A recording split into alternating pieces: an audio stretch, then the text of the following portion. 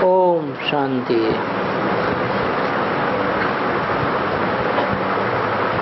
अट्ठाईस जून 1964 की वाणी चल रही है।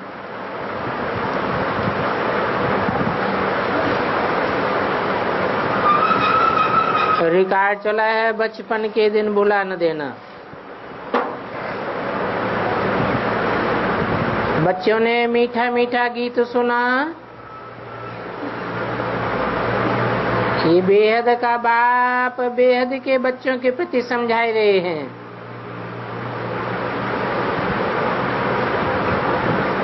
परमपिता परमात्मा उसको ही कहा जाता है। श्री श्री माना श्रेष्ठ ते श्रेष्ठ, उन्हीं का है भगवान वाच, अथवा कहें रुद्र भगवान वाच। ये रुद्र परमपिता परमात्मा को ही कहा जाता है। तो परमपिता परमात्मा इस शरीर द्वारा अपने बच्चों अर्थात आत्माओं को समझा रहे हैं। ऐसे और कोई मनुष्य साधु संत आदि नहीं कहेंगे कि तुम आत्मा हो। तुम्हारा परमपिता परमात्मा इस मुख कमल से बोल रहे हैं। इस मुख कमल को कहते हैं गौमुख।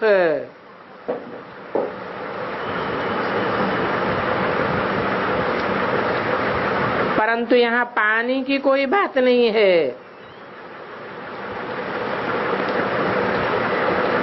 ये तो ज्ञान जल है। ज्ञान जल देने वाला ज्ञान सागर बाप है। क्योंकि ये श्री श्री 108 रुद्रमाला व शिवमाला है। तो पहले पहले ये पक्का निश्चय करो कि शिव बाबा हम आत्माओं को पढ़ा रहे हैं।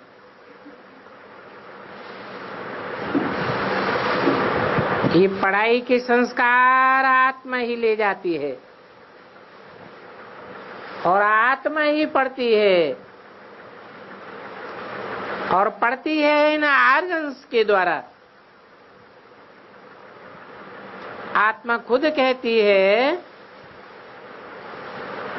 मैं एक शरीर छोड़ दूसरा लेता हूँ, भिन्न नाम रूप देश काल में लेता हूँ। सतयुग में पुनर्जन्म लेता हूँ तो वहां भी नाम रूप बदल जाता है। ये बोलने वाला कौन है? आत्मा ही बोलती है। सतयुग में हूँ तो पुनर्जन्म सतयुग में लेता हूँ। बाप समझाते हैं तुम स्वर्ग में हो तो पुनर्जन्म वहां लेते हो,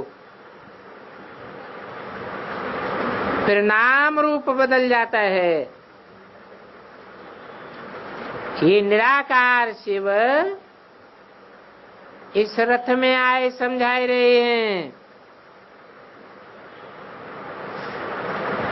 कहते हैं बच्चे अब तुम हमारे बने हो।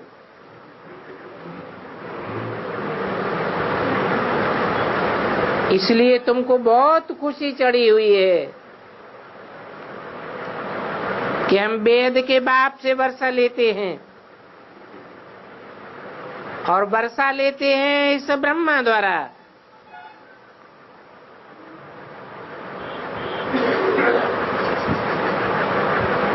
वर्षा है मुक्ति जीवन मुक्ति का। ऐसे नहीं समझो कि ब्रह्मा ने तो शरीर छोड़ दिया, अब ब्रह्मा द्वारा वर्षा कैसे मिलेगा।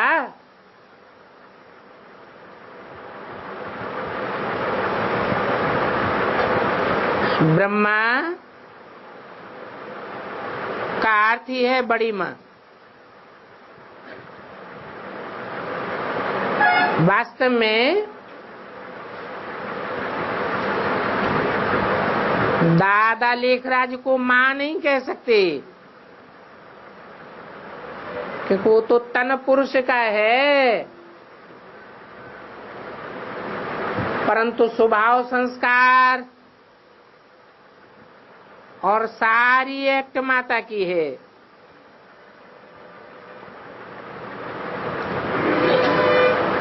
तो जब वो शरीर छोड़ते हैं तो कोई माता के तन में प्रवेश करके ये पार्ट बजाते हैं, जिसको कहा जाता है ब्रह्मा अथवा जगदम्बा।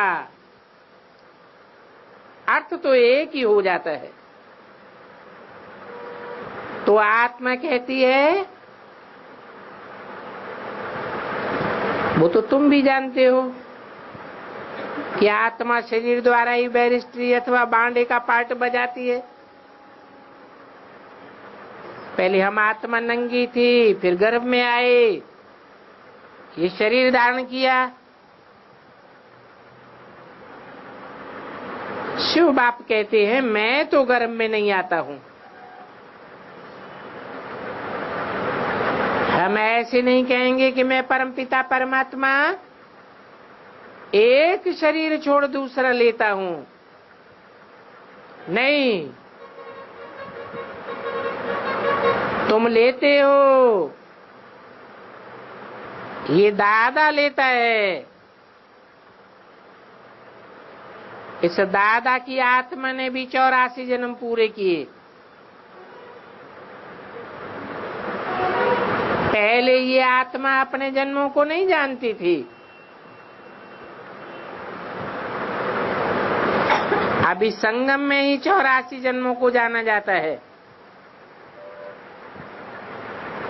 आत्मा ही कहती है, मैंने सूर्यवंशी घराने में जन्म लिया,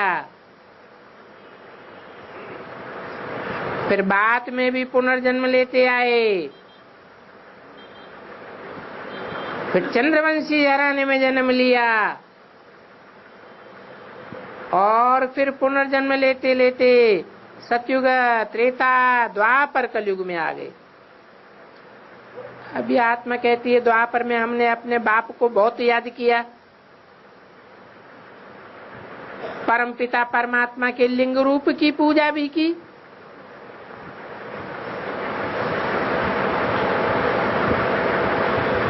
मैं आत्मा सतयुग में मालिक थी, वहां किसकी पूजा नहीं करते थे? वहां स्वर्ग में भक्ति होती ही नहीं। आधा कल्प हमने भक्ति की है। अभी फिर बाप की गोद में आए हैं। अभी तुम सब निराकार की गोद में आए हो, और आए हो साकार बाप के द्वारा। बाप कहते हैं, अभी ये ईश्वरीय जन्म भूल नहीं जाना।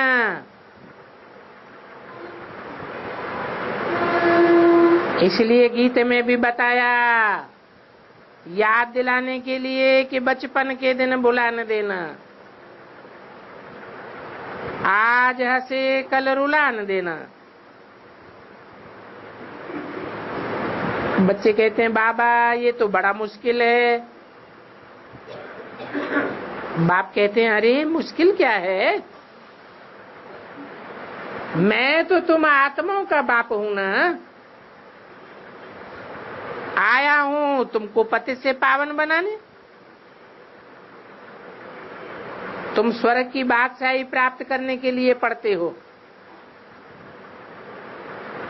और अभी मैं तुम बच्चों को राजयोग सिखाता हूं।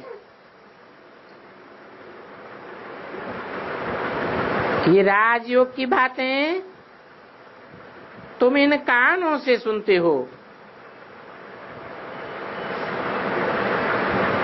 और बुद्धि में धारणा करते हो। ज्ञान के संस्कार तो मुझे परमपिता परमात्मा में भी है, इसलिए मुझे ज्ञान का सागर मनुष्य सृष्टि का बीज रूप कहते हैं। खुद कहते हैं बरोबर मैं रचयिता हूँ और मैं परम धाम में रहता हूँ। इस सृष्टि पर मैं यहाँ एक ही बार आता हूँ तब जबकि मुझे पढ़ाना होता है। आकर के पतित सृष्टि को पावन बनाता हूँ। तो जरूर मुझे पतित ही याद करेंगे। सतयुग में तो पावन होते हैं तो याद नहीं करते। ऐसे तो कोई नहीं कहेंगे कि हे परमपिता परमात्मा हमें आत्माओं को पतित बनाओ। नहीं, पतित तो माया बनाती है।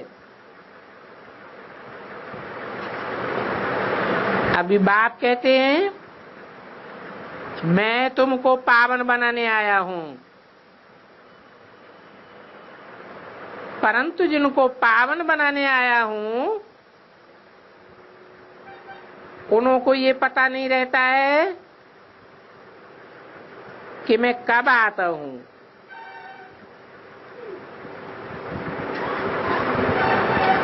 मैं तो जरूर पतित युग में ही आऊंगा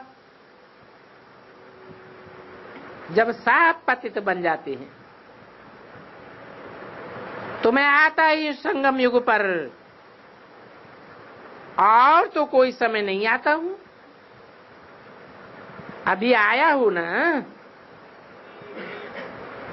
तुम मीठे मीठे बच्चों ने हमारी गोद ली है, जानते हो बाबा फिर वही प्राचीन राजयोग सिखलाते हैं जिस प्राचीन राजयोग से भारत पावन बना था। ये निराकार ईश्वर की गोद है। निराकार बाबा कहते हैं मैं इस तन द्वारा गोद लेता हूँ, इस तन द्वारा आता हूँ। इसलिए ये ब्रह्मा तुम्हारी बड़ी माँ है। वो मम्मा सरस्वती जगदम्बा है, वो भी ब्रह्मा की बेटी है। परंतु ये बड़ी मम्मा पालना तो नहीं कर सकती है, क्योंकि तन पुरुष का है। इसलिए ये जगदम्बा मुकर्रर रखी हुई है।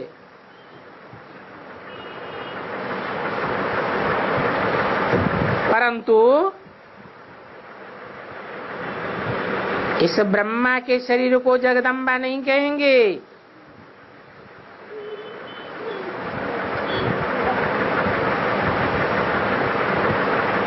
अभी तुम जानते हो ये माता पिता हैं,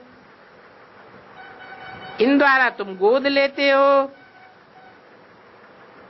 शिव बाबा कहते हैं जब भी इनकी गोद में आओ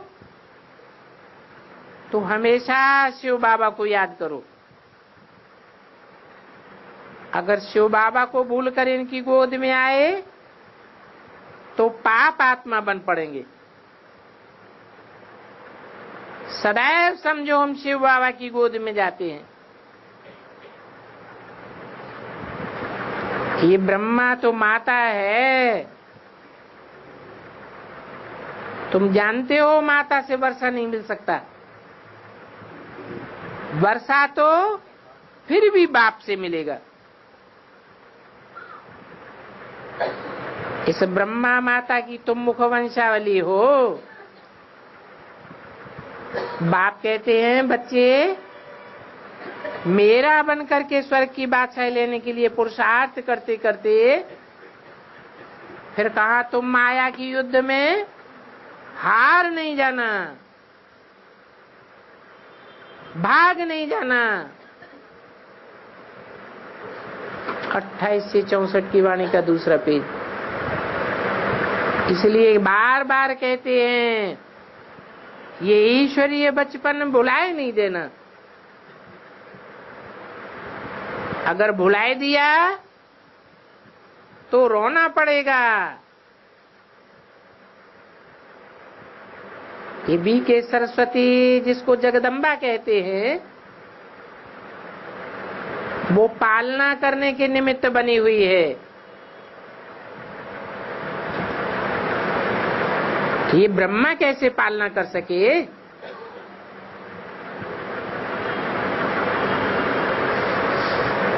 हाँ,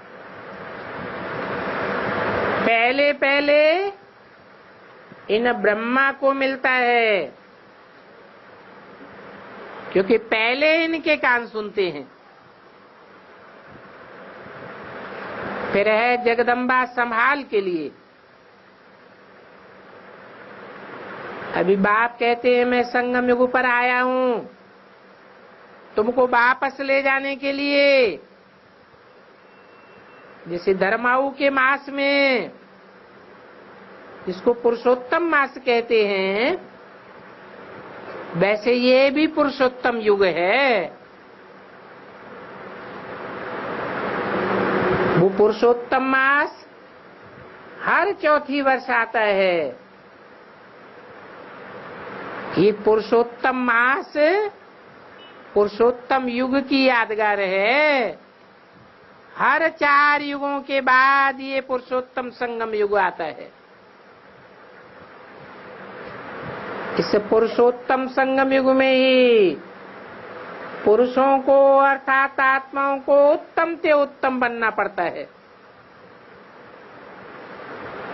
84 जन्मों में ये उत्तम से उत्तम बनने का जन्म है। पुरुषोत्तम माना ही उत्तम। तो अब बताओ कि उत्तम से उत्तम पुरुष कौन है? जरूर कहेंगे ये श्री नारायण। फिर और सब है नंबरवार। ये नर और नारी ऊंचे से ऊंचे कैसे बने और किस द्वारा बने? तो बाप कहते हैं मेरे द्वारा बने।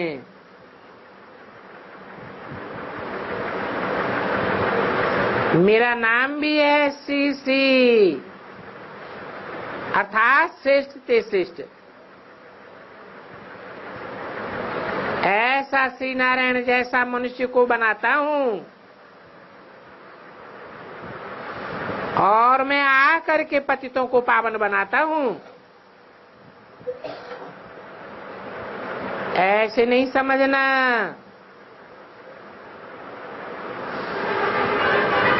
कि ब्रह्मा चला जाता है तो बाप भी चले जावेंगे। ब्रह्मा ज्ञान सुनाकर चला जाता है, बाद में तुम अपने पुरुषार्थ से पति से पावन बनते रहेंगे। ऐसे नहीं समझ लेना। मैं ही आकर के पतितों को पावन बनाता हूं, जिससे ऐसे पुरुषोत्तम और पुरुषोत्तम नहीं बनते हो। बाप कहते हैं ये देह सहित देह के जो भी संबंध हैं, देह के जो भी पदार्थ हैं, सबको भूलते जाओ और सबको भूलकर मुझे एक बाप के साथ योग लगाओ। तुम कहते हो कि हम बाप के बच्चे बने हैं। बाप के स्थापन किए हुए स्वर्ग के हम मालिक बनते हैं। तो बाप कहते हैं माम एकम याद करो। ये आत्मा की अथवा बुद्धि की यात्रा है। धारणा सारी बुद्धि को करनी है। शरीर तो जड़ है। आत्मा की प्रवेशता से ये चेतन बनता है। आत्मा प्रवेश न करे तो शरीर जड़ है।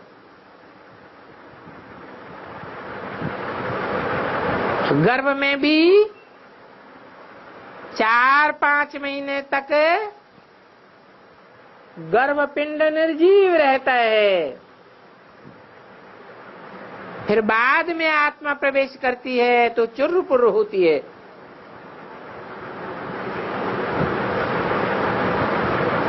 तो बाप कहते हैं मुझे एक को याद करो।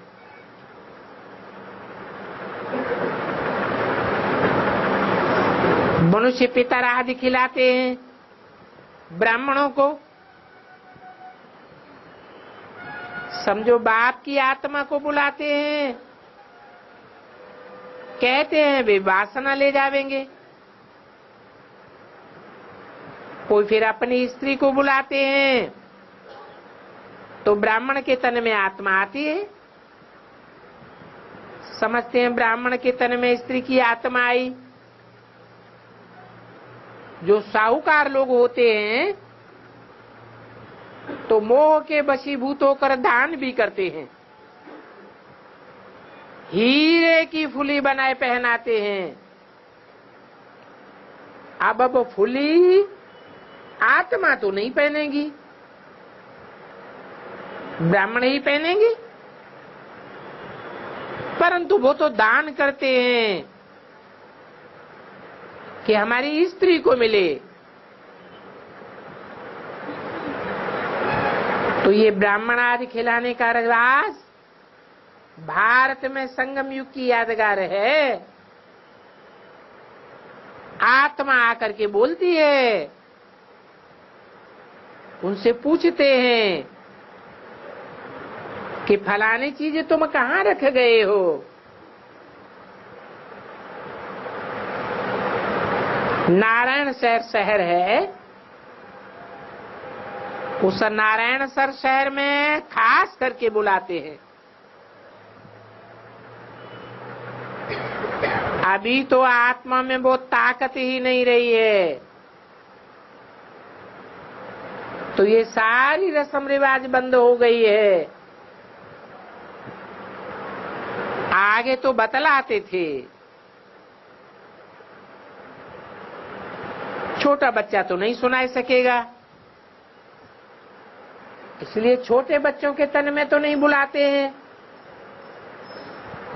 बड़े के तन में बुलाते हैं। तो बाप समझाते हैं लाडले बच्चे, ये याद की मंजिल बड़ी लंबी है। तीर्थों पर तो लोग चक्कर लगा करके लौट आते हैं। जब कोई तीर्थों पर जावेंगे तो कब विकार में नहीं जावेंगे। क्रोध लोभ मोह आदि हो जाए वो दूसरी बात है, परंतु पवित्र जरूर रहेंगे। वो तो फिर घर में लौट आते हैं तो अपवित्र बन पड़ते हैं। इस समय तो सबकी आत्मा झूठी है तो शरीर भी झूठे हो पड़े। लक्ष्मी नारायण की राजधानी से लेकर के जो भी आत्माएं अभी तक आती हैं वो सब इस समय पतित हैं। सतयुग में तो बेहद का सुख शांति होती है, बेहद की पवित्रता रहती है। कलयुग में तो तीनों ही नहीं है, न सुख है, न शांति है, न पवित्रता है। घर घर में दुख और अशांति है। कोई कोई घर में तो इतनी अशांति होती है जैसे रौरव नरक बन पड़ता है। आपस में बहुत लड़ते झगड़ते हैं। तो बाप कहते हैं कि ये बचपन का पुरुषार्थ भुलाए नहीं देना। ये बेहद का बचपना है, जबकि तुम बच्चों को बाप उंगली पकड़ करके चलाना सिखाते हैं। अगर भूल गए तो तुम ऊंचे से ऊंचा वर्षा गंवाए देंगे। इस बचपन को भुलाए दिया, फारकती दे दी, तो तुम अब अधम गति को पा लेंगे। वो सतो प्रधान स्टेज है पुरुषार्थी जीवन की। पहली पहली सतो प्रधान स्टेज को याद करो। अगर वो स्टेज को भुला दिया तो अधम गति को पा लेंगे। स्वर्ग में तो आवेंगे, गरीब चांडाल अथवा तो साहूकारों के चांडाल बनेंगे। इसलिए कब आपको भुलाना नहीं। अगर श्रीमत पर चलेंगे तो श्रेष्ठ से श्रेष्ठ श्री लक्ष्मी नारायण बनेंगे।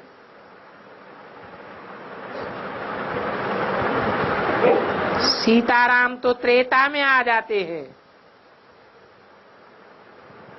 तो उनकी 2 कला कम हो गई। इसलिए इसको क्षत्रिय पने की निशानी दे दी है। बाकी ऐसे नहीं है कि वहां त्रेता में कोई राम रावण की लड़ाई लगी थी। ये तो इस समय संगम युग में शूटिंग पीरियड की बात है। जो राम क्षत्रिय वर्ण में चला जाता है, जो माया पर जीत पहनते हैं, वो देवता वर्ण में चले जाते हैं। और जो जीत पर पाए नहीं सके, नापास हो गए, तो उनको क्षत्रिय कहेंगे। वो नापास होने वाले सब राम सीता के वंश में चले जाएंगे। राम सीता का भी घराना होता है ना। तो अभी बाप समझाते हैं, ये भी परीक्षा है। इसमें पूरे 100 मार्क्स होते हैं। जो सूर्यवंशी नंबर 1 होंगे वो जाए गद्दी पर बैठेंगे। नंबर 2 मार्क्स होगा तो कम हो गया। 33 मार्क्स के नीचे आ जाते हैं तो उनको पीछे राज्य मिलता है। सूर्यवंशियों का पूरा हो फिर चंद्रवंशियों का चलता है। जो सूर्यवंशी होते हैं वो फिर चंद्रवंशी बन जाते हैं। कहेंगे सूर्यवंशी राजधानी पास्ट हो गई। अब इस ड्रामा को भी समझना है। सतयुग के बाद त्रेता, सतो प्रधान से सतो बन जाते हैं, खाद पड़ती जाती है। पहले गोल्डन, फिर त्रेता में सिल्वर की खाद पड़ती है, द्वापर में कापर, अभी भी तुम्हारी आत्मा में खाद पड़ रही है, तो आत्मा की ज्योति उजानी हो गई है। इतनी उजानी होती है जो पत्थर बुद्धि बन पड़ते हैं। तो फिर बाप आकर के फिर पारस बुद्धि बनाते हैं। कहते हे आत्मा, चलते फिरते कोई भी कार्य करो, बाप की याद में करो। 8 घंटा तो पांडव गवर्नमेंट की सेवा करेंगी ना। तुम जानते हो कि तुम्हारी याद से ही दुनिया प्योर होती जाएगी। सारी दुनिया को बदलना है याद के द्वारा। तुम पति सृष्टि को पावन बनाने में बाबा की बहुत मदद करते हो।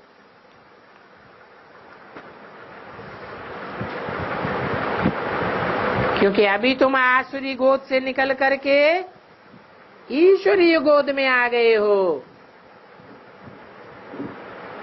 28 से 64 की वाणी का 3रा पेज। फिर भी अगर आसुरी गोद में लौट गए अथवा उनको याद किया तो फिर तुम्हारे विकर्म विनाश नहीं हो सकेंगे। ये विकर्म विनाश करने में ही सारी मेहनत है। अगर पाप कर्म नष्ट न कर पाए तो बहुत रोना पड़ेगा, बहुत पछताना पड़ेगा। जैसे स्कूल में अच्छी रीति पढ़ते हैं तो ऊंच पद पाते हैं, कोई नापास हो पढ़ते हैं तो फिर शौक लग जाता है, अपघात कर लेते हैं।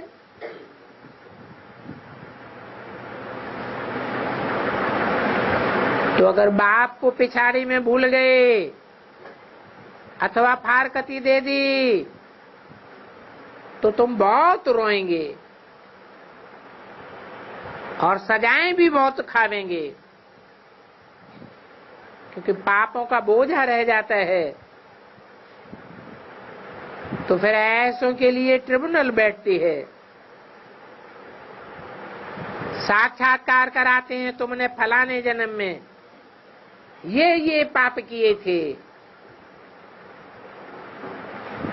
काशी करवट में भी साक्षात्कार कराते हैं, सजा तो देते हैं ना। यहाँ भी साक्षात्कार कराए, धर्मराज तुमको कहेंगे देखो कि बाप तुमको इस ब्रह्मातन से कितना पढ़ाता था, कितना समझाता था, तुमको इतना सिखलाया, फिर भी तुमने ये पाप किए। न सिर्फ इस जन्म के परंतु जन्म जन्मांतर के पापों का साक्षात्कार धर्मराज करावेगा। टाइम इतना लगता है जैसे कि बहुत जन्म सजा खा रहे हैं, फिर बहुत पछतावेंगे, बहुत रोएंगे, परंतु कुछ भी नहीं हो सकता।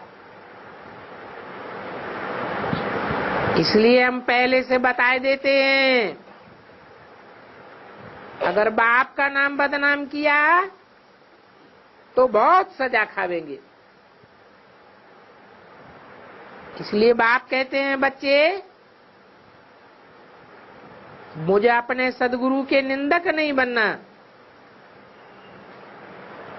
निंदक बनेंगे तो सजाएं भी खावेंगे और तुम्हारा ऊंच पद भी भ्रष्ट हो जाएगा।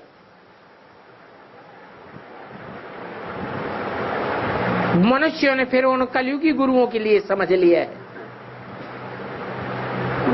समझते हैं गुरु का निंदक ठौर न पाए, परंतु उन गुरुओं के पास कौन सी ठौर है? मुक्ति, जीवन मुक्ति की ठौर उनके पास कहां से आई? कुछ भी नहीं जानते हैं। ठौर तो तुम बच्चों को अभी पाना होता है।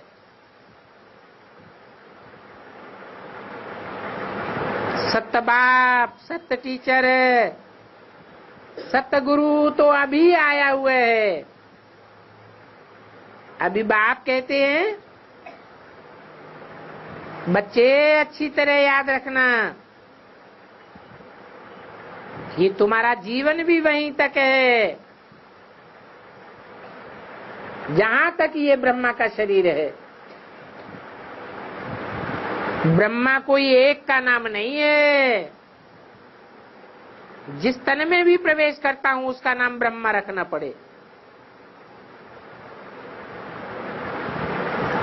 100 वर्ष के बाद ये ब्रह्मा नष्ट हो जाता है,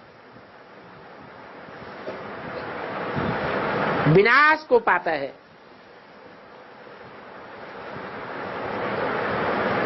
ये भी नॉलेज तुम अभी सीख रहे हो।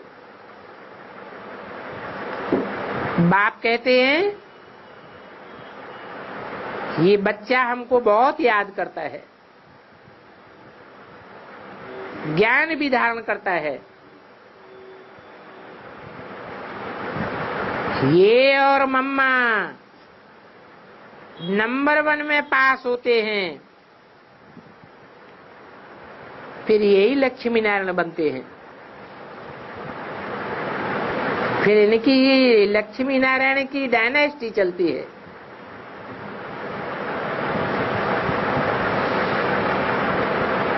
सब बच्चे पुरुषार्थ करते हैं,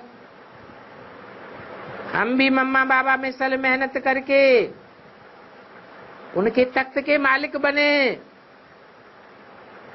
माता पिता को फॉलो करें और भविष्य में उनके तख्त नशीन बने।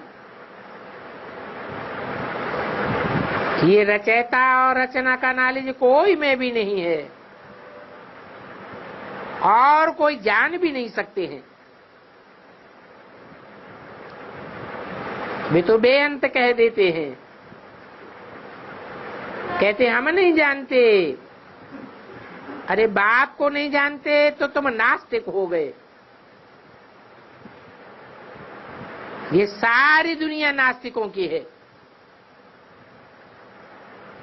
नास्तिक निर्धन को कहा जाता है। जो अपने धनी धोरी को नहीं जानते हैं वो निर्धन के हैं। ये भारतवासी भी न जानने के कारण अब दुखी हो गए, लड़ते झगड़ते रहते हैं, पानी के लिए लड़ते हैं, आकाश के लिए लड़ते हैं, जमीन के लिए लड़ते हैं। तो बाप कहते हैं सब निर्धन के नास्तिक हैं। बल कितना भी दुनिया का बड़ा विद्वान हो वो भी अभी नास्तिक है। नास्तिक इसलिए कि वो विद्वान पंडित आचार्य भी कहते हैं ईश्वर सर्वव्यापी है।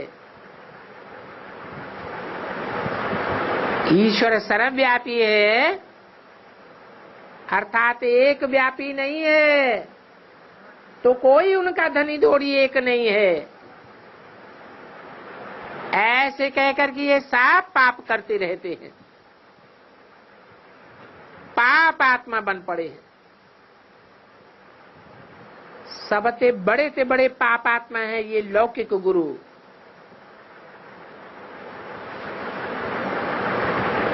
गाया भी जाता है एक सदगुरु तारे वो ही पावन बनावे।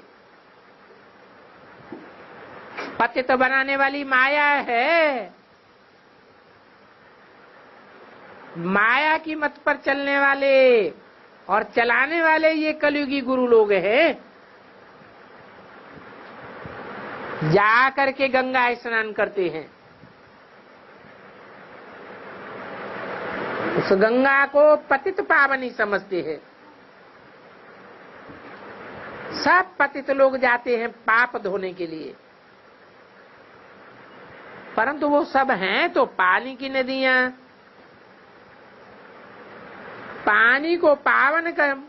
पानी को बिलोने से कोई मक्खन थोड़े ही निकलता है। पानी में क्या सार निकलेगा? तो वो पानी तो पावन कर नहीं सकता। ये तो ज्ञान सागर है। ज्ञान सागर का मंथन गाया हुआ है। सागर मंथन हुआ तो रतन निकले, बाकी वो पावन तो पानी द्वारा नहीं हो सकते। ये गंगा कैसे ज्ञान की शिक्षा देगी? इसलिए बाप कहते हैं ये सब गुरु लोग पतित हैं। आत्मा को निर्लेप कहना ये रांग है। आत्मा को ही लेप छेप लगता है तो आत्मा ही पतित बनती है, क्योंकि सब संस्कार अच्छे और बुरे आत्मा में ही रहते हैं। कहते भी है ये आत्मा के 5 जन्मों के कर्मों का फल है। अभी बाप से तुम ऐसे सीखते हो कर्म जो 21 जन्म तुम सबको कभी कर्म नहीं कूटने पड़ेंगे। बाप आकर के तुमको एकदम कर्मातीत अवस्था में पहुंचाए देते हैं। भगवान वाच, हे बच्चे, मुझ बाप अथवा साजन को कभी फारकती नहीं देना। फारकती देने का तो कभी संकल्प ही नहीं आना चाहिए। वहां कब स्त्री को, पति को डाइवोर्स देने का संकल्प नहीं आवेगा। बच्चा कब बाप को फारकती नहीं देगा। आजकल तो पतित बन पड़े हैं तो बहुत फारकती देते हैं। सतयुग में तो कब फारकती नहीं देते हैं, क्योंकि वहां तुम अभी के पुरुषार्थ की प्रारब्ध भोगते हो। इसलिए कोई भी दुख अथवा फारकती का प्रश्न ही पैदा नहीं होता। ये आत्मा की यात्रा परमपिता परमात्मा के पास जाने के लिए निराकार बाबा, निराकार तुम आत्माओं से बात करते हैं, इस ब्रह्मा मुख के द्वारा बात करते हैं। तो अभी तुम जानते हो कि ये गौ मुख है, ये बड़ी माँ है और तुम इनके मुख वंशावली हो।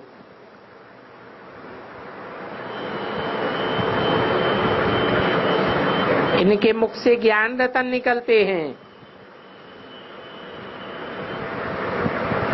बाकी उस जानवर गऊ के मुख से जल कैसे निकलेगा? बाबा इस मुख द्वारा अविनाशी ज्ञान रतन देते हैं। एक एक रतन लाखों रुपए का है। जितना जितना तुम इन रत्नों को धारण कर सको। मुख्य बात है ही मन मना भव की। ये एक रतन ही मुख्य है। बेहद का बाप कहते हैं मुझे याद करने से मैं बेहद का वर्षा देने के लिए आया हुआ हूं। बेहद का वर्षा देने के लिए बांधा हुआ हूं। 28 से 64 की वाणी का 4था पेज। जब तक इनका शरीर है मुझे याद करते रहो। किनका शरीर है?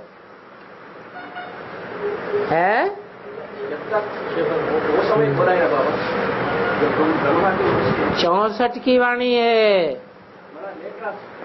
जब तक इनका शरीर है मुझे याद करते रहो। ये नहीं कहा जब तक इसका शरीर है।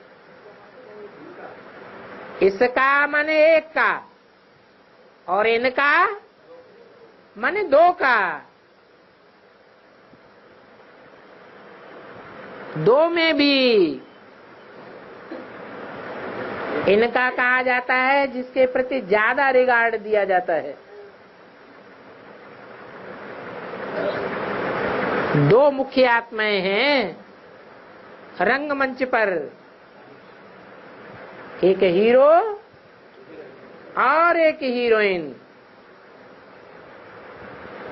तो इनका की तरफ इशारा दिया है प्रजापिता ब्रह्मा की तरफ कि जब तक इनका शरीर है मुझे याद करते रहो।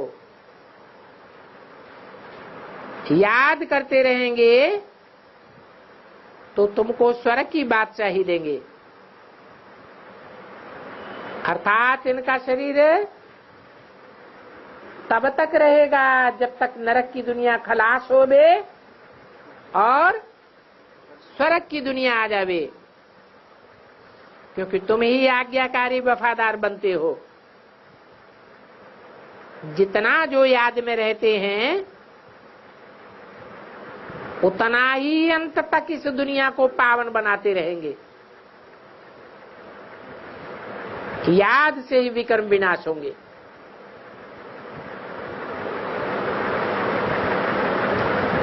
ये माया रावण तुमको भुला देती है, इसलिए बाप खबरदार करते हैं कभी बाप को नहीं भुला देना, क्योंकि मैं तुमको लेने के लिए आया हुआ हूं। ये नाटक सतयुग से लेकर के फिर रिपीट होगा। मैं तो सतयुग का मालिक नहीं बनूंगा, तुमको ही सतयुग की राजाई देता हूं। फिर मैं तो आधा कल्प के लिए निर्वाण में बैठ जाऊंगा। फिर आधा कल्प मुझे कोई भी याद नहीं करेंगे। फिर द्वापर युग से जब दुख शुरू होगा तो मुझे याद करते हैं। कहते भी हैं दुख में सुमिरन सब करें, दुख में सब याद करते हैं। कहते हैं अरे भगवान ने हमारे बच्चे को ले लिया, ये तो बड़ा जुल्म कर दिया। अभी बाप कोई थोड़े ही जुल्म करते हैं। बाप कहते हैं मैं तो कब दुख नहीं देता हूं, ये दुख माया देती है। मैं जो राज्य स्थापन करता हूं उस मेरे राज्य में तो कभी अकाल मृत्यु नहीं होता, और वहां इतने बच्चे भी पैदा नहीं होते हैं। वहां तो होता ही है एक बच्चा और एक बच्ची, बाद में फिर दो भी होते हैं। शास्त्रों में दिखाया है लव और कुश हुए, तो ये निशानी है। बाकी कोई दूब आदि से पैदा नहीं होते हैं कि कोई कुशा घास है कांटे वाली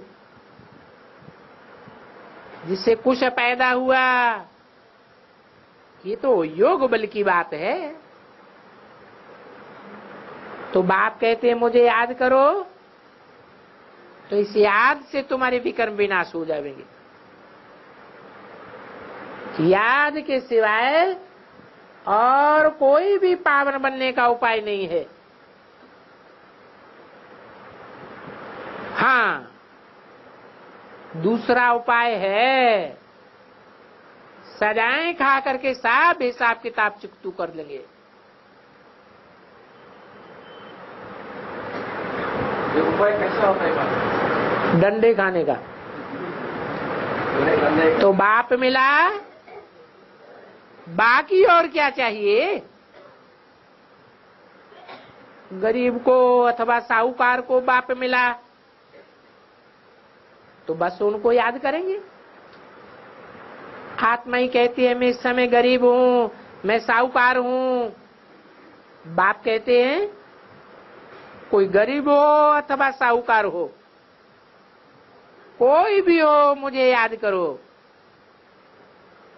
गरीब दुखी होते हैं तो याद करते हैं। साहूकारों को सुख का नशा ज्यादा होने लग पड़ता है, वो सुख का नशा होने के कारण याद नहीं करते, इसलिए बाप को गरीब निवाज कहा जाता है। इस दुनिया में सबसे पहले गरीब तो है कन्याएं।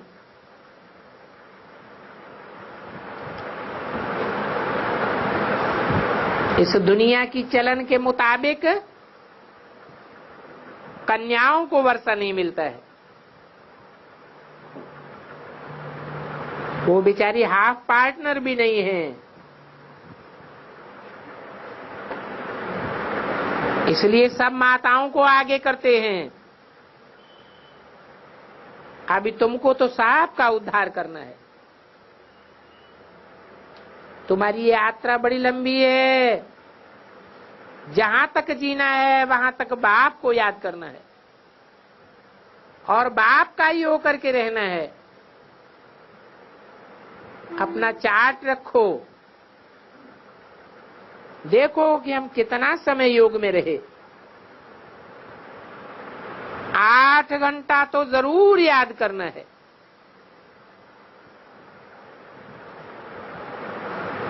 जो पूरा 8 घंटा याद करेंगे वो ही पास विदानर होंगे। ऐसे याद करने से ही माला अथवा राजधानी बनती है। परंतु अगर पावन बनते बनते पतित बन गए तो ये गिरे, फिर खलास हो जाता है। अभी तो तुम यात्रा पर हो ना, और तुम्हारा चक्कर बड़ा लंबा है। अगर विकार में गए तो खाना खराब हो गया। या तो सूर्यवंशी घराने में एकदम ऊंच पद, या तो एकदम प्रजा में जाए पड़ेगा।